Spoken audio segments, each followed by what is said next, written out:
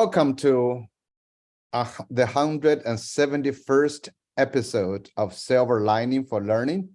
We've been doing this for a long time. We've been working towards identifying innovation in education. And here I'm Yong Zhao from University of Kansas and University of Melbourne.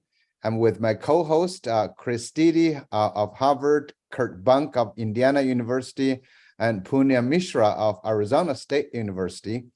And today we're extremely fortunate to have two great guests, Belinda Provis of All Saints College in Perth, Western Australia.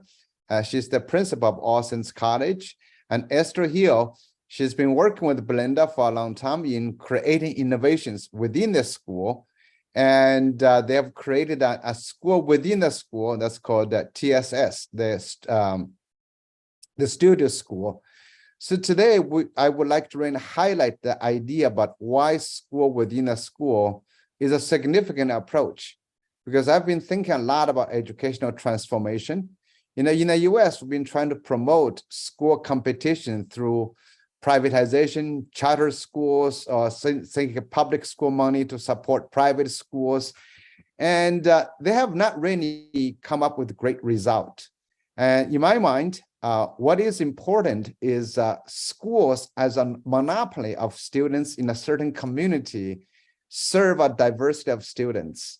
And therefore, schools should offer a diversity of options of different programs. But typically, that is not done.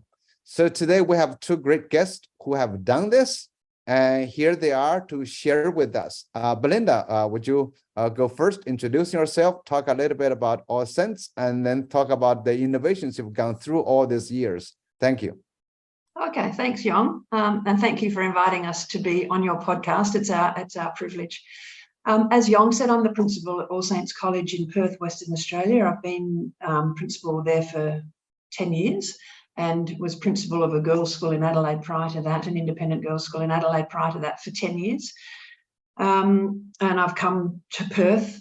I've come back to Perth. It's my hometown, and I've come back to co-education, which I've really, really enjoyed.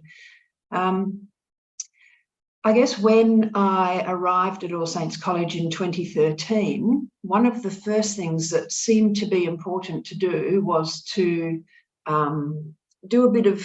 encourage a culture of reflection and introspection, but also developing an outward-looking mindset to see what's bigger and possibly better out there in terms of meeting our students' needs. Because I think we have, probably in America, probably everywhere, I don't know, but probably had a bit of a culture in education of rinse and repeat, where we keep doing what we've been doing and hope for better outcomes. Well, that's not going to happen.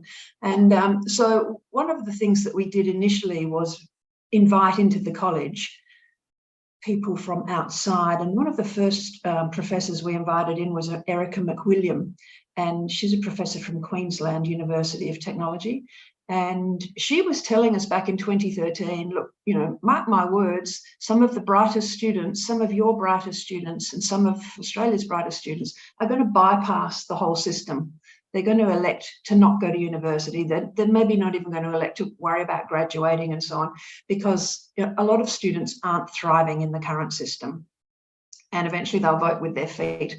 And that was quite an eye-opener to us, because there'd really only been at that pretty much one way of doing things, and it's the system. And so she really planted that seed amongst all of us about the notion of finding other ways of helping young people thrive. And from there, we set out on this, I guess, evolution of changing our thinking, gradually growing our knowledge, growing our experience, growing our understanding, and challenging our thinking about things. And then one of the best things happened. I did a masterclass with Professor Yong Zhao back in 2015 in Singapore, and just thought, this is the future of education. But building on what Erica had been telling us, this notion of personalising it so that people don't have to actually step completely outside of the system they can still operate within the system. Yong, I think you were a great advocate in showing us, because we eventually tracked Yong down and have had him come to the school as a regular visitor, a friend of our college. And I think, Yong, you were a great advocate for saying, we were sort of wringing our hands a little bit, I guess. Well, I'll speak for myself. I was wringing my hands a little bit thinking, what can we do in this system? The system is not meeting everyone's needs, but the system has all these constraints. And Yong, you really encouraged us to, I guess, see the constraints as creative opportunities, and to see, well, what do we have to do? What's mandated here? What do we have to do? Get that done, tick it off, meet the department's requirements and so on, and then look at all this space that you've got left to be able to do these other things. And that was sort of like, for me anyway, it was a bit of a unlocking of a door in my mind to see, we are hoping to change the system and improve the system, but there's still plenty we can do within the current parameters.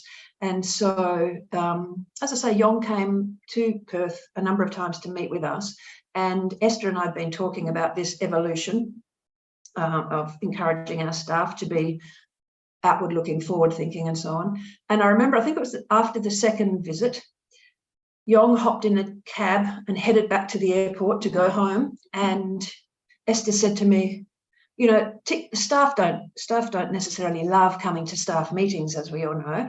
But Esther said to me, guess what? The staff have just been in to see me to say, can we have a breakfast meeting tomorrow at 7:30 to talk about the things that Yong's been working with us on. Yong was a little bit like the Pied Piper. Everywhere I looked out my window and saw him, and he was followed by students and staff and so on. Such was his message, resonated with people. Anyway, we realised at that point, I remember sitting with Esther and she was telling me about the staff requesting a staff meeting and to progress this work. And I remember we said, time for evolution is over. It's time for the revolution now, because we have that alignment. We have people on board. We have their passion. And this is largely thanks to the wonderfully inspiring work that Yong did. We have people on board, and we've been drip feeding as well in terms of, you know, keeping informed our board, because we needed to be developing amongst our board an appetite for risk, you know, not to be nervous about change and being a first mover, as University of Melbourne refers to it. So I guess that's sort of a little bit of background by way of lead in to how we came to set up the studio school, amongst other innovations at the college. And it wouldn't have been possible without having the right people on board. And it was fabulous that we were able to attract Esther to the college in 2016, wasn't it, Esther? That you came on board.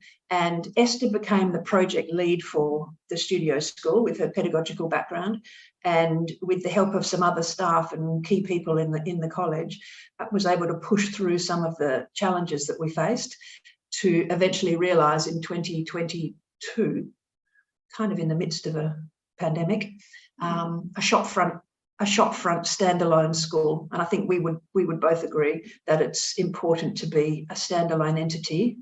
I know we explored the idea of doing it on the one campus, on the All Saints campus, but we think there's a lot of benefits to it being a standalone entity. And Yong pointed us in the direction of some schools around the world who were doing a school within a school on the one campus.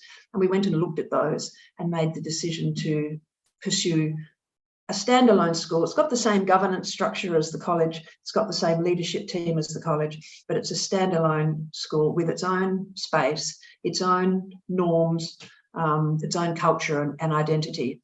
And so maybe I'll hand over at this point and introduce Esther. So Esther came on board in 2016 as our Director of Teaching and Learning and project lead eventually, because when we eventually got to the point of, yes, this is where we're going to go, we put Esther in charge of the project, and she has spearheaded it since. And it was quite a few years of preparation, Esther, wasn't it, to then see the school open, as I say, in 2022, and now to see it thriving 18 months in is absolutely fabulous. So meet Esther Hill.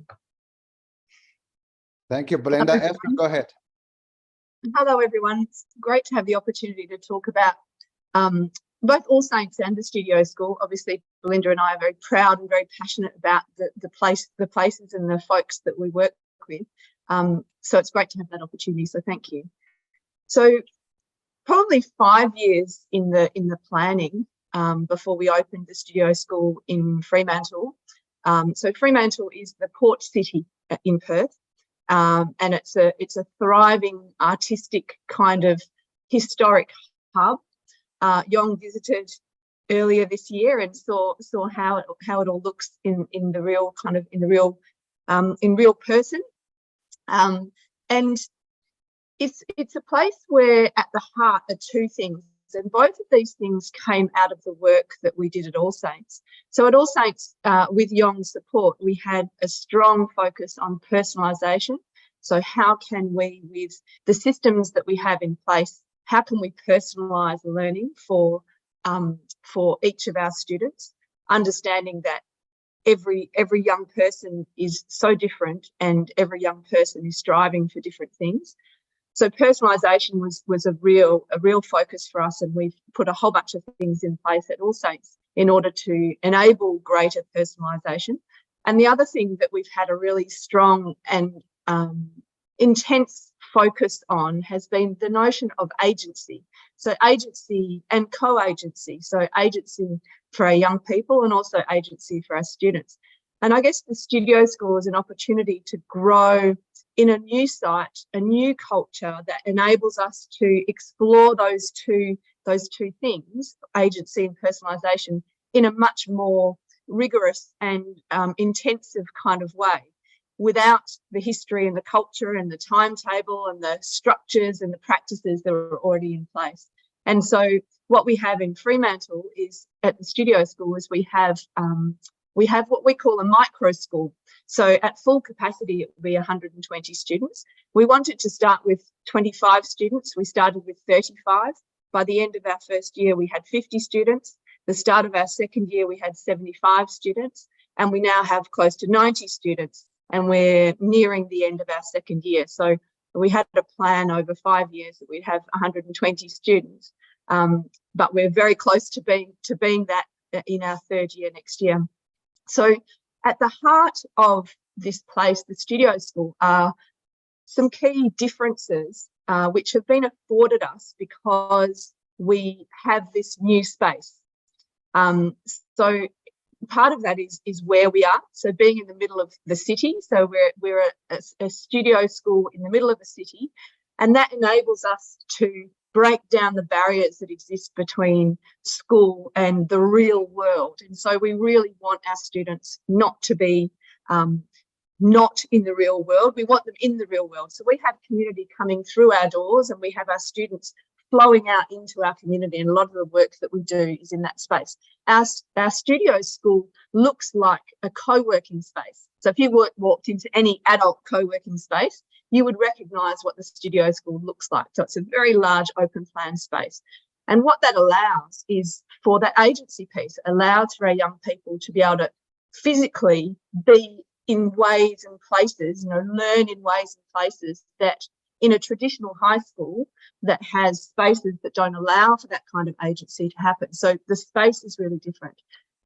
We have a timetable, but it's a flexible timetable. In fact, our timetable, we have a master timetable, but we have a whiteboard each morning that we put up what the classes are that are on that day, and that's flexed to support the students. And if the students aren't there, then we need to change things around. If there's an exhibition that's happening down the road, or people want to come into our school, then we want to be able to change that. We don't want to be able to say, oh no, we can't do that because the timetable won't allow it. We want to say, of course we can do that, and we make that happen. So that flexibility is really important. So the space of learning is really different.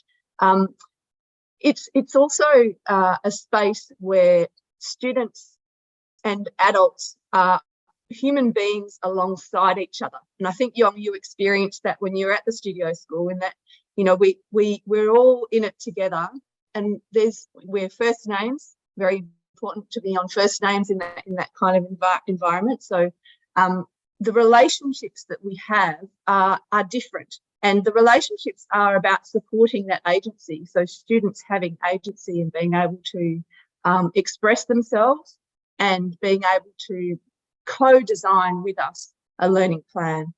And so that's another core component of the work that we do, is really around this idea of co-designing with our students the pathways. So yes, we do standard curriculum. But alongside that, our students have projects which are about them digging into passions and interests, having opportunities to be mentored, to be out in the community, working in business and industry, to really explore those things that they're interested in, the possibilities of where they might go. And there's all sorts of examples that I could share with you around how that works.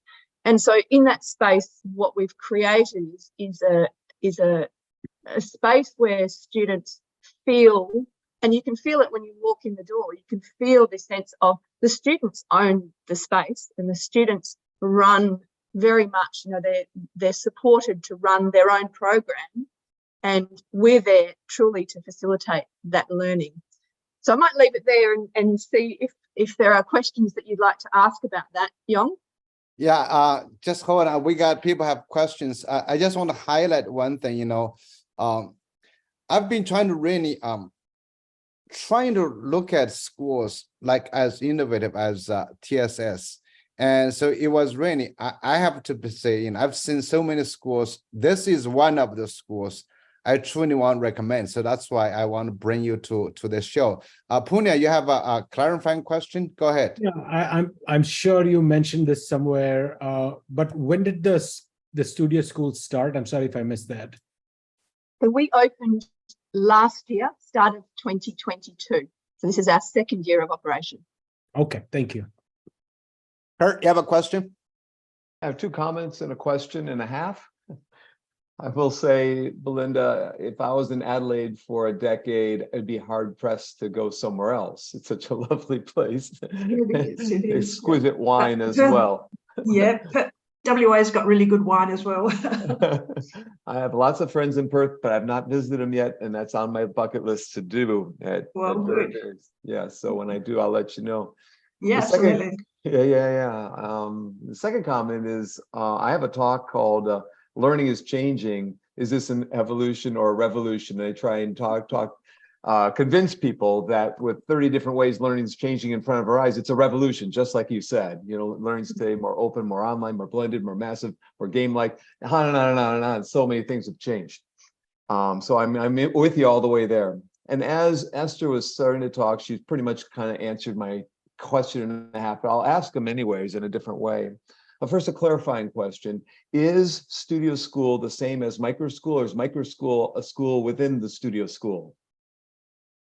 No, the same. So I refer to micro school as a small school. So we're a small community. We're 120 as opposed to 1,000.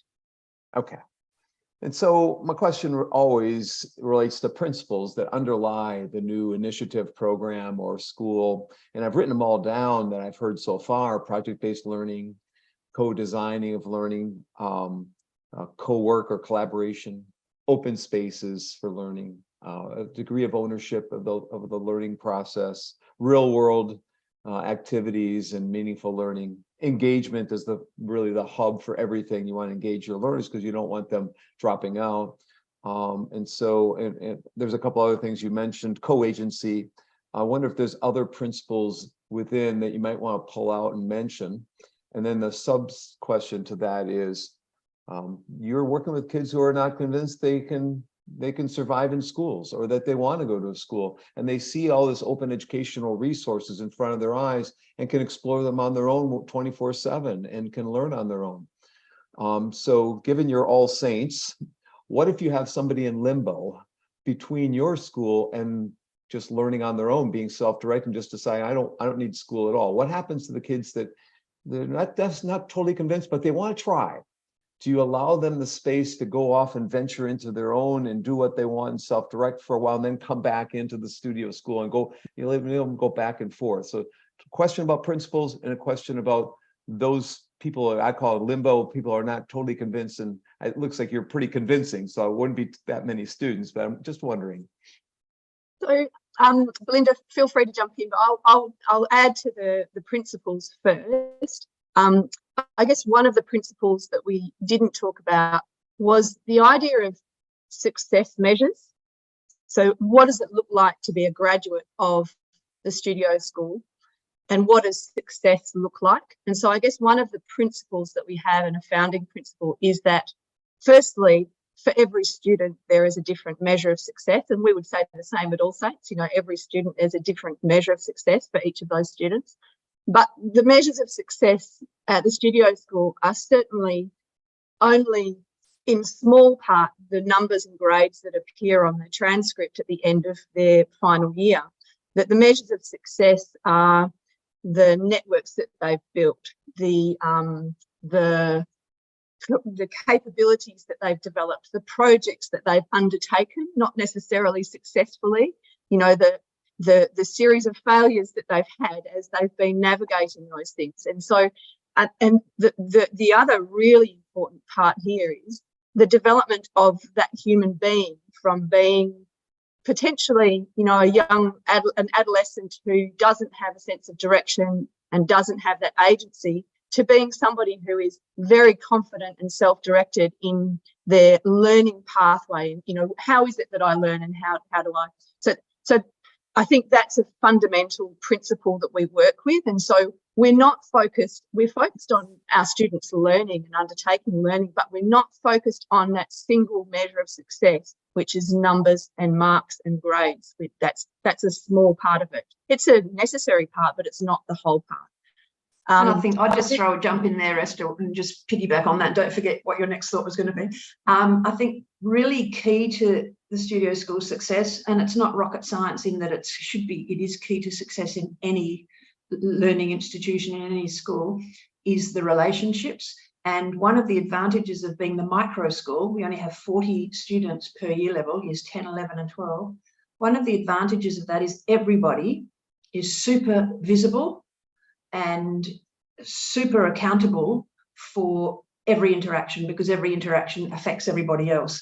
And that's so evident, isn't it, Esther, in the studio school, where it's such an intense environment, that the personal growth of every student in there who realizes, oh, I'm being recognized as a human being here, and I'm having grown-up relationships, you know, adult relationships here that I'm accountable for and to. And I think that is super, super key to the success of the studio school. And that is because that's really credit to the staff, Esther and the staff there, who invest so much in relationships first and making that the absolute priority. And when things are going a bit wobbly, we don't just sort of, you know, at traditional schools, you might put students on detention or whatever. You know, it's a sit down, let's understand what's the story behind the behavior going on here, how can we help, and so on. So I just wanted to jump in there and say that's key, really super highlighted at studio school, but obviously essential in any school environment. Sorry, Esther, keep going. Well, I'm going to say it's a lovely answer so far.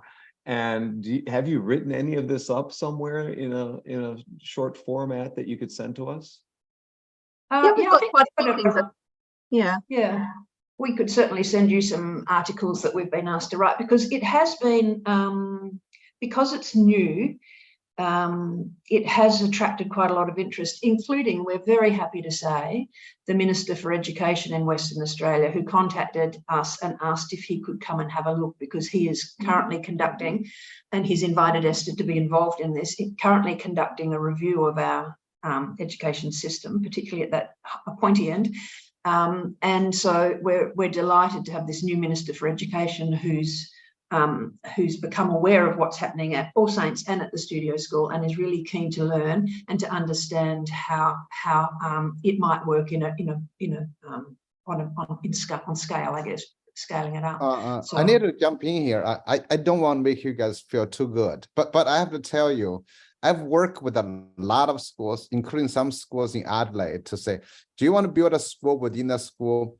They tried, but they never succeeded. So later on, I will ask you more questions about how other schools can follow, because there's probably like 4 or 5 schools I've worked with successfully done some school, but your school take it to another quite innovative on the cutting edge. But I should let Chris in. Chris, you had a question.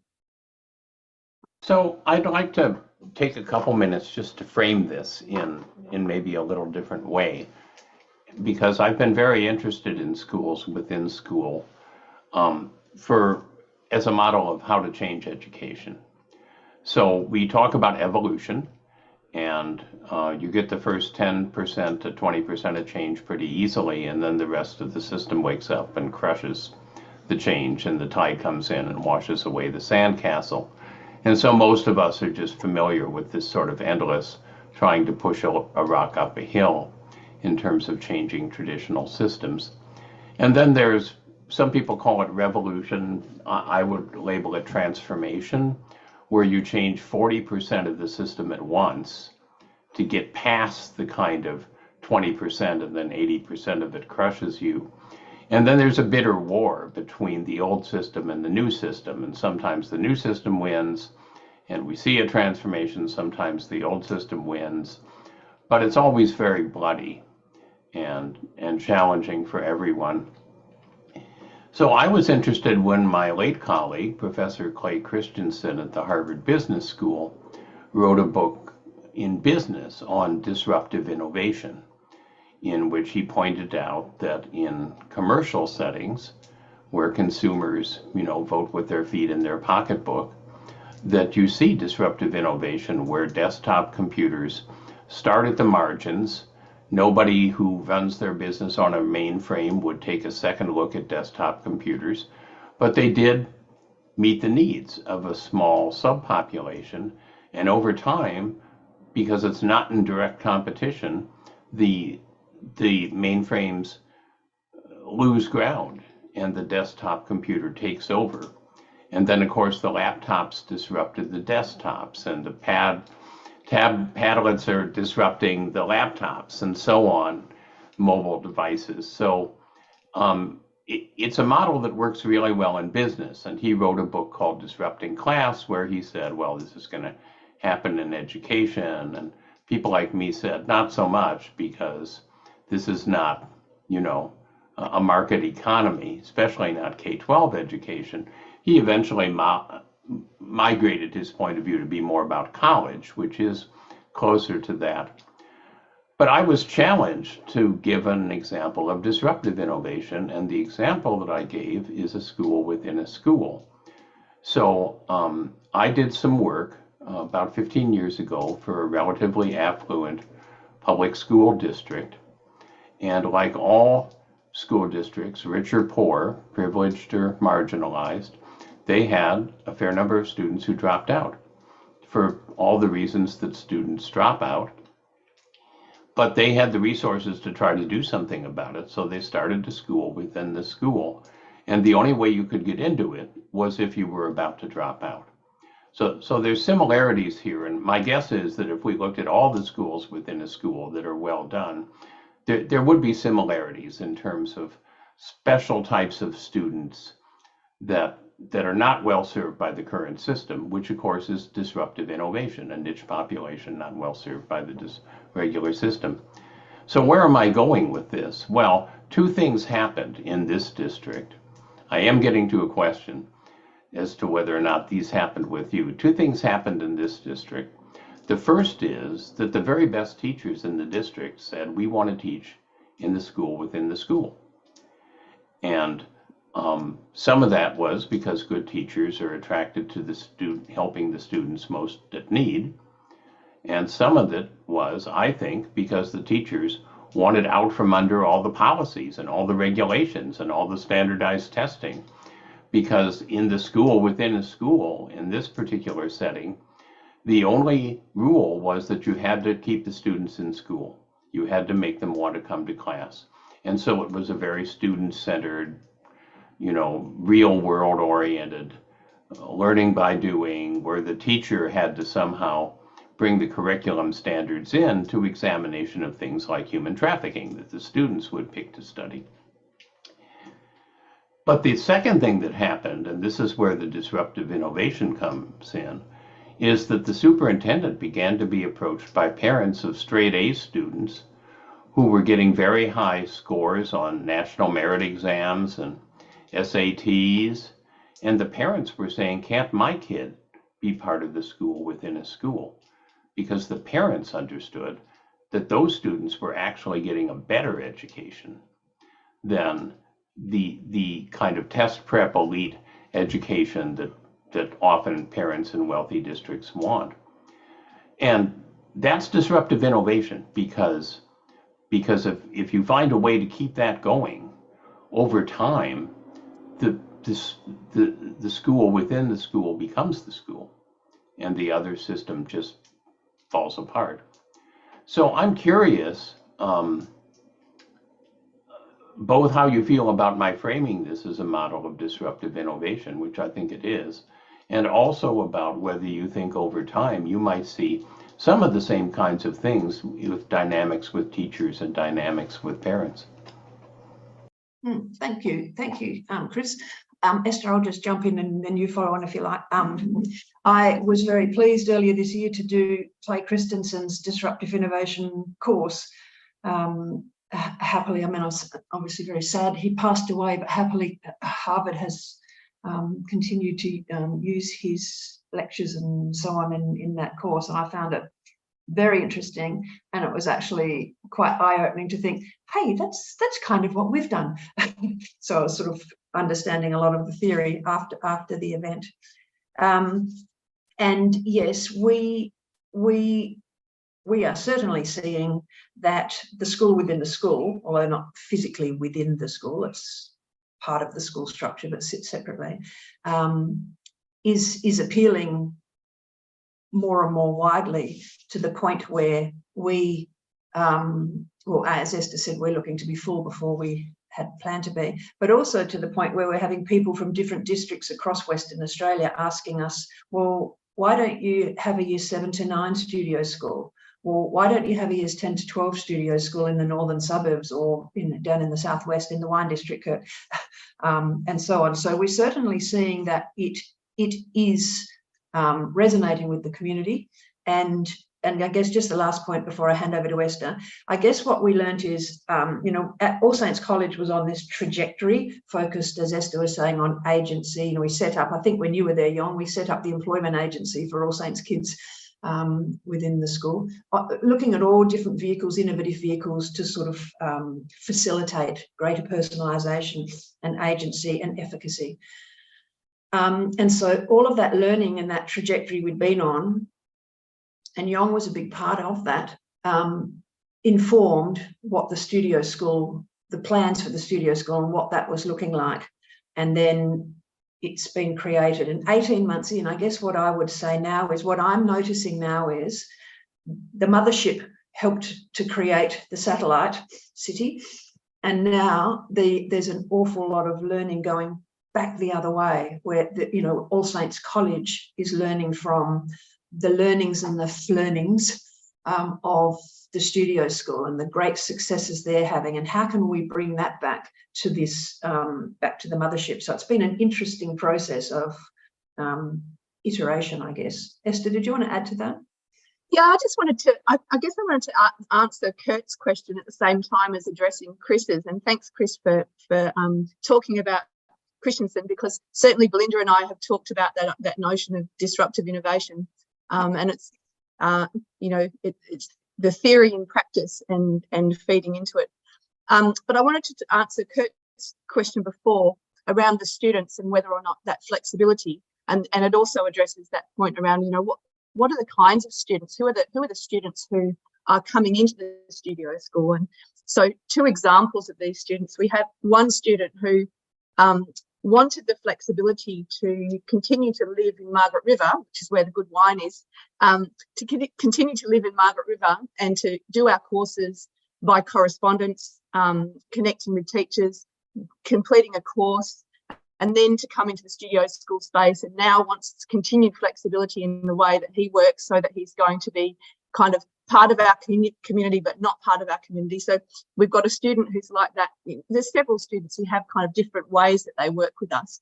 And then another student I'm thinking of is a boy who's in year 10, and he came to us, high performing, high achieving student. He runs his own business where he sells service space or something. He's running a very successful business and I think he's paying mostly for his education as well. And he has been in year 10 doing university courses in computer science. He told me that it's a waste of time because he's so far ahead of the university courses, and he's doing things that, and we're brokering for him the experiences. He's got a mentor now in the industry where he's learning more about how the industry works and building, space around him. And so I guess we do have in our school, we do have many students who, for whatever reason, the system doesn't work for them. But for a lot of those students, the reason the system doesn't work for them is because they are endlessly capable and endlessly able to do so many things, and the constraints of a traditional education don't enable them in really simple ways like time. Where is the time to run a business when you're stuck in a classroom having to do tests every day? So really simple ways. How can we create the space so that the students can they're not just struggling, they're actually high performing and highly able, highly engaged young people who simply need different spaces to operate so that they can get the stuff done. And I guess that's, Chris, what people see is, these young people are seeing, hey, here's a place where I can do these things, and we have a policy which, it's Belinda's policy always as well, which is yes and, not no but. Can we do this? Can I do this course in this way, or can I do it differently, or can I access this? And the answer is yes, and let's find out how we can make that work, rather than no, let's So I think that's another important principle on the kind of principles that we operate on, the yes and principle. So thank you, Belinda and Esther. One of the things we're trying to do for next year, so we want to bring more students. So I might contact you to have your students come on the show to talk about their experiences, So you're on, I know you, by the way, Belinda's going to leave. She's going to run another school in Tasmania. Just to let you know. That's me. Yeah. Oh, I'm sorry, but not Belinda. Esther. Esther is going to. Didn't know I was leaving. Never want to go to Tasmania. Okay, sorry about Belinda. Don't leave. Okay. This show, we specialize in breaking news. All right, Puna, your comment.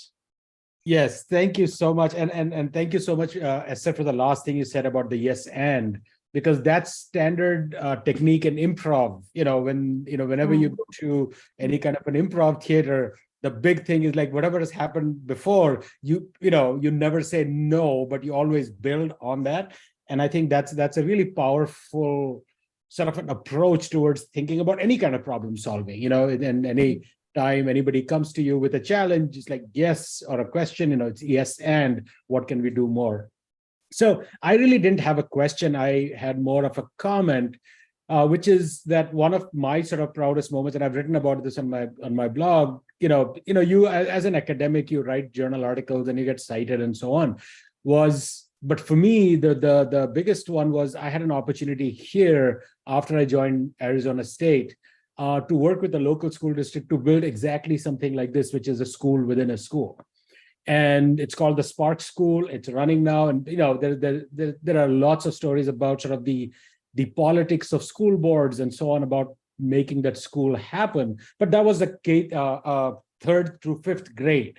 But so many of the things that you're talking about sort of resonate so much with it. It was we literally broke down walls and made these 4 classrooms into one large, what one would recognize as a studio space. Because if you think about what a traditional architectural studio or a design studio is, that learning is public. Like anything you do, somebody can peer over and watch what you're doing rather than in these enclosed spaces. But also recognizing that there are moments when you need to go off and do your own thing in a small group or individually, how you find that balance, being open to the community, project-based learning and so on.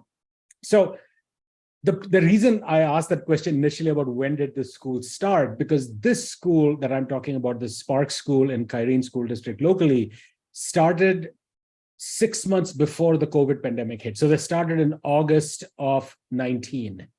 And the thing that struck me, what was sort of unique that happened once COVID started and everything shut down, the overall school district decided that they were going to have master teachers do video lessons, and regular classroom teachers would be sort of doing stuff with their classes, which, think about the message it was sending. We don't trust most of our teachers, right? If you think about sort of the hidden underlying message.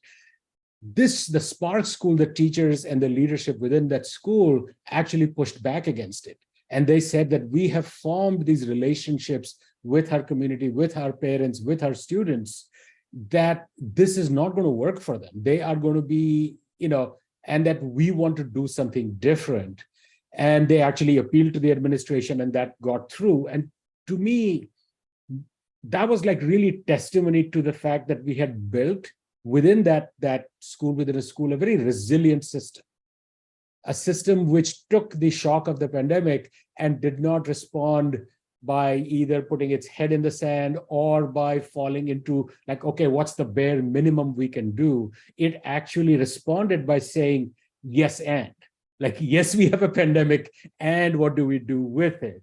And I think that to me, that was sort of testimony to that, the structure that we had created was very resilient. But I think partly it was because it was that school within a school. It was that in a somewhat intimate space that had been created where genuine relationships could be formed, which could then take the fact that we were all going to go virtual and so on, but say, what's the best that we can do with that? And there was just a comment about it and I think that I would love to at least hear your reflections on this little story that I shared, and how you think that your systems that you've built are more resilient than, let's say, pre-existing systems to any changes that come about, whether it's a pandemic or it may be anything more local or small.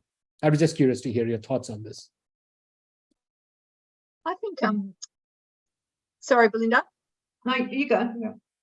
I think when those relationships are central, that resilience is really strong. And so I absolutely agree with, I can see that reflected in that story that you told. And I think one of the most surprising things, not surprising, one of the most interesting and different things that I've found working in this new space, in this new way, is the relationship between systems and process and the structures that we put in place in our organizations and the people. And with all best intentions, we create these structures and processes. And what I've found is, opening the studio school, is we had all of those structures and processes that we thought would work, and we put those things in place. And in actual fact, what we needed to do was really obvious very early on, is we needed to change almost everything and do things really differently. And it's in response, having that responsiveness to actually the human beings who are with us. Because as much as we, and to not design systems that we insist that those systems stay, even though they're not working, we have to actually change and restructure the way that we do things. And, that's, I call it a kind of regenerative approach. We have an idea, or we have a system, we put it in place, it's failing, we let it die, and then we build something else. And so, I think that's a really important way that we can operate in that much smaller environment, where we don't have to manage 1,000 students at any one point in time. We're managing a much smaller community, but the community itself is feeding into that system, and the system has to respond to it, and our structures have to respond to it. And I think that's a really important learning for me in this new space of, what do I have to let go of? Because I've been working in education for however many years, and I have systems and mindsets and ways of thinking about things, and I have to change. And all of the staff who are supporting these young people need to have that mindset. I'm responding to these human beings who are in front of us. How do we need to shift our systems in order to support the best possible way that they can work? And that's a real shift for the way that schools usually operate. Yeah, and I think that's a great summary, Esther. Thank you. And I think it's stating the obvious, I guess, but just keeping our why so front and central in everything we do, so that, like we were saying earlier, it's been an evolution of getting people aligned our staff, our board, our parents, our Old Saints as part of our All Saints College community, that we can have this really rich and robust discussion and mutual learning going on, that it has to begin with that degree of alignment, and that takes time. And the other thing is, I think that teachers get used to working within the system and the structure, and they kind of put up with things that maybe, administration and so on, that drive them a bit nuts and so on.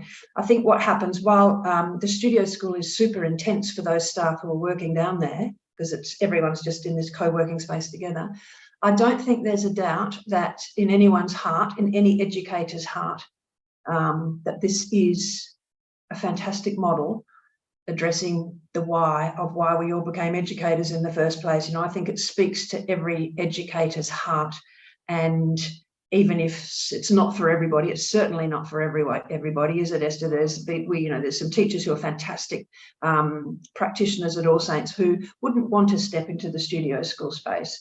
And those who've been to the studio school now, we offered them the chance to come back to All Saints, and they're like, you can't go back. Once you've been to the studio school, you can't go back, because it's so far down that trajectory that we're already on in terms of personalisation and agency and so on. I think too, I know when the students we'd love to have the students on your podcast. I think that'd be fantastic. What has struck me when our students have spoken publicly at conferences and to visiting speakers and so on is exactly our why. We don't prompt them or script them, obviously, but they speak about feeling loved, and they speak about feeling visible and valued. And a couple of students opened a conference that Esther recently hosted for us in Fremantle, and I think we all felt quite moved, very moved. One of the students spoke about, what did she say, Esther? I feel like a spotted tiger in a cage in my previous school, a spotted tiger, like an oddity. And she said, it's at the studio school, I'm not my diagnosis, and I'm not a misfit. And I thought that was a really moving insight, personal insight of hers that she shared with us. And I think there wouldn't be a teacher in that room from across WA and Australia that wasn't moved by that, to see, this is really about the absolute dedication to the why, to the personalisation, to the, every student in this school is a whole human being. Thanks, Belinda. Esther, what's interesting here, I think I'm so happy that Pony and Chris, you've all had experiences with school within a school, is, a while back, a Bill Gates Foundation tried to make American schools smaller, in essence, to build smaller schools. But I think what you are doing is different. A smaller school can be the same school as another school. You build a school with a different mission, different pedagogy, especially when you said, the students said, I'm not a misfit. I think education, no matter what you do at TSS, at a traditional All Saints College, even though, Belinda, you've added a lot more elements to change that, you still have parents and students pursuing a long traditional education, which is okay. So that's what I think the beauty of school within a school is we create more options. We have more options, not just one. I was wondering, you might be creating TSS, the student school 2, student school 3, different models could be possible in the future. But now I know Chris has a comment. Go ahead, Chris.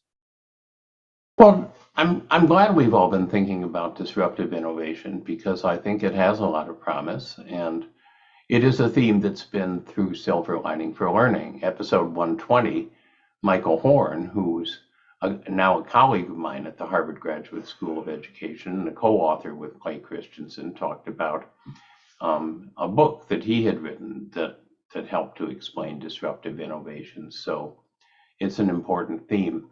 But another thing we do on Silver Lining for Learning is we say, you've got an interesting model here. What would you say to people who are viewing the episode and they're thinking, gee, I would like to do something similar in my school or in my region or in my country? What advice you would have. And I just want to broaden the question a little bit beyond starting a school within a school, because another form of disruptive innovation that I've seen work is a pull-out program. So I work with an independent school. A couple of my children went there, and they decided that in the junior year, they would offer an option of spending a trimester at a studio.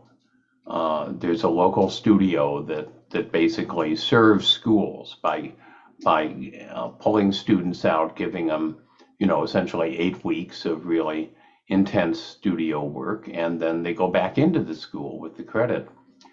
And about 2/3 of the students ended up taking advantage of this in their junior year. And then, interestingly enough, those students had an increased rate of getting into elite universities, because when everybody comes in with really high grades and really high test scores, how do you differentiate? Well, you look at personal statements, and you look at really interesting creative things that people have done. So now what's happened at the independent school is they've pulled the studio model into the school, made it a standard part of the curriculum. All students experience it now. It's called an R&D center. And it's further helped the school to become very successful and to move down this path. So that the disruption can take place from a school within a school, but there's other mechanisms where maybe if you can't start a school within a school for whatever reason, you can also think about other ways of sort of inserting this virus of change into the body of tradition and letting it do its work. So I don't know what advice you would have if people are listening and saying either to themselves, how should I start a school within a school? Or saying to themselves, is there some other way that I can get to the same place? Esther, are you okay if I jump in with the second part and then we'll go to you for the advice? Chris, thank you for the question. We partner with Newvu School in Cambridge, and have seen that they have students jumping in for a period of time and then jumping back out to their school. And I think, was it Wheeler? Is it Wheeler School in Bossa nearby? I went to visit them. They were doing something looking to build a Newvu into their school, and have done a little bit what, like you've described, created that within their bigger campus. When we were imagining what the studio could be, that was one of the things that we thought would be the future. It's not at the moment, but that it's, if we're keeping our why front and center, that facilitating students' movement across schools is in the interests of the why. It does meet the why. However, while we aspire to that, where we might have students from neighbouring schools being able to move across, our students can move across to their school and then have a semester, and they can move into the studio school. Obviously, there's disruptions around that, and that'd need to be looked at carefully. But one of the bits of the system currently here in Perth anyway, is that the system's it doesn't really facilitate that at all, like students being released from their current school to go and do other things. While we know that would be a fantastic learning opportunity for them and grow their capabilities, as you say, in all sorts of ways, the system doesn't currently really enable that. And it's something that we would hope that down the track, maybe there is that greater flexibility, like students picking this unit from that school and this, I'm going to do that unit from there. Like they're probably going to do more and more at university now. I don't want to do the whole degree. I just want to do that particular unit and that particular unit from that faculty and so on. So we would hope that might be a flexibility that emerges in the future. It is one that we explored, but it's a bit wishful thinking at this stage. Esther, did you want to speak to the advice that, because we certainly have been giving people advice who are interested in copying the model.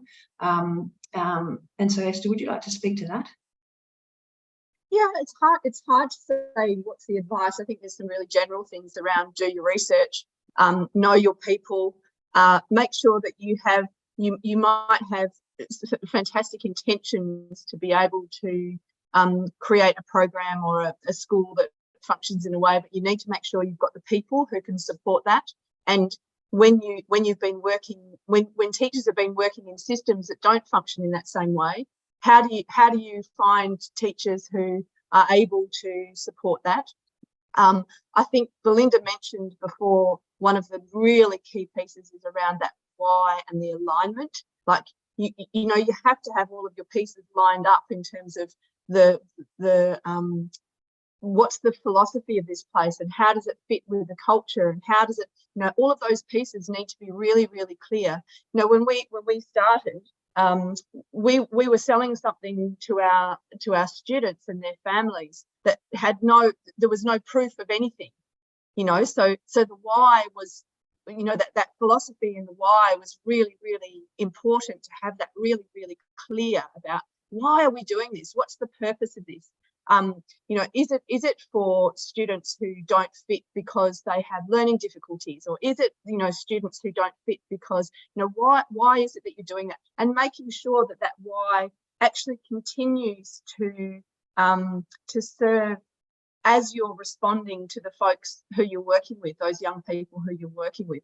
But, you know, research, spaces are really important if you're wanting to do things differently. I think the mindset that young people have when they go into a space and it feels like a school, you know, some of our young people go off and they do qualifications in school-like buildings, and they really dislike it because it impinges upon the agency that they've found in the space that they're now working in. So the spaces are really important. So lots of pieces, I think, that you have to have in place in order to progress that. You know, thank you. Just now, Chris mentioned this place called New View. I'm sure if you have been to Cambridge, you all have been to New View. And I just want to mention, about 2 weeks ago, we had a show on silver lining for learning. Do you remember Luba, who built the hub? You know, the hub community is an online student choice. Parents can send their children to just be with one micro experience with all the students. It's global, and teachers are global, students are global, and parents choose. So there are a lot more options like that now. I think that's significant.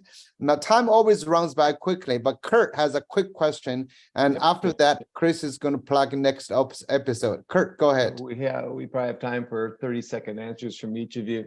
I'm just curious whether or not, given all the flexibility that you're relying, to what degree you're relying on open educational resources and open textbooks, and what degree to which the students' projects are going to some kind of shareable resource, and maybe you sharing your projects with other schools that are also schools within a school, and having those be open and shareable. So what degree do you rely on them, and what degree do you in turn share them?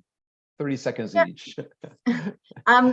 I would say that we have a lot of the students, the projects themselves are really individual, and so they're using open resources where needed, and they're using resources like mentors where needed. So they're using a range of resources. They have shared, you know, a lot of their projects are shared, but it depends on the nature of that project. So it's really highly dependent on the nature of the project. Okay, Belinda? You're muted, Belinda. Had a train rattling past a minute ago. I don't really have anything to add to what Esther said, so maybe leave it at that in terms of that, if you don't mind. All right, thank you both. This has been a wonderful, wonderful discussion. We learned a lot. You know, my question for everybody is, how can we make sure the studio school or other school within the school can actually become disruptive innovations before they disappear? Because one of the things happens, I'm sure Chris and Pune might notice, if the school leader leaves, the school may not exist. But I think the TSS is different. You've set it up differently. But in other places I've seen, they build a little school within a school, then they disappear. So when the school leader, so I think we need all your help and truly make it disruptive. Now, Chris, go ahead, introduce next episode. Thank you. So for the last few years, I've been an advisor to an initiative called the Digital School, which is sponsored by Sheikh Mohammed bin Rashid Al Maktoum. And it's had an extraordinary growth and impact in just really a couple years. The digital school is now in 8 countries, and the model serves 100,000 students. And these are students like kids in refugee camps and other groups that are marginalized within their countries. So we'll have 3 experts from the digital school come to talk about that model and ways that we measure impact and scale and what the plans might be for the future.